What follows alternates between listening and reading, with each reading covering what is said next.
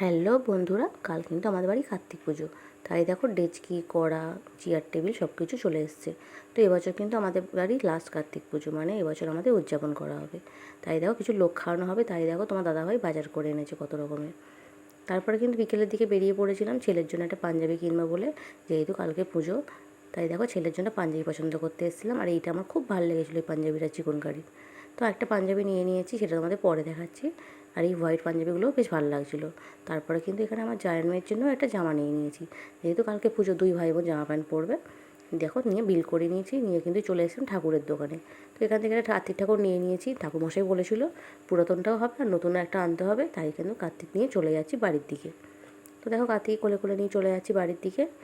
তারপরে কিন্তু বাড়ি চলে এসেছি, এসে দেখো ঠাকুরটা সুন্দর করে রেখে দিয়েছি। আর এদিকে দেখো ছেলে খুব আনন্দ করছে ঠাকুরটা নিয়ে এসেছিলাম বলে। আর এই দেখো এই হলুদ কালারের চিকনকারি পাঞ্জাবিটা ছেলের জন্য নিয়েছিলাম, আর আমার জায়ের মেয়ের জন্য এই হোয়াইট কালারের ড্রেসটা। তো কেমন হয়েছে তোমরা কিন্তু অবশ্যই কমেন্ট করে জানাবে। তারপর দেখো রাত্রি 11:30-12টা নাগাদ এই ঠাকুরটা আমাদের এখানে দেখো দিয়ে গেছে, আর তোমার দাদাভাই কোলে করে ঠাকুরটাকে তুলছে। তো তোমাদের বাড়িতে কটা কার্তিক পড়েছে তোমরা কিন্তু অবশ্যই কমেন্ট করে জানাবে। তো আমার বাড়িতে কিন্তু দুটো কার্তিক অলরেডি চলে এসছে। দেখা হচ্ছে নেক্সট ভিডিওতে। টাটা বন্ধুরা, সবাই খুব ভালো থেকো।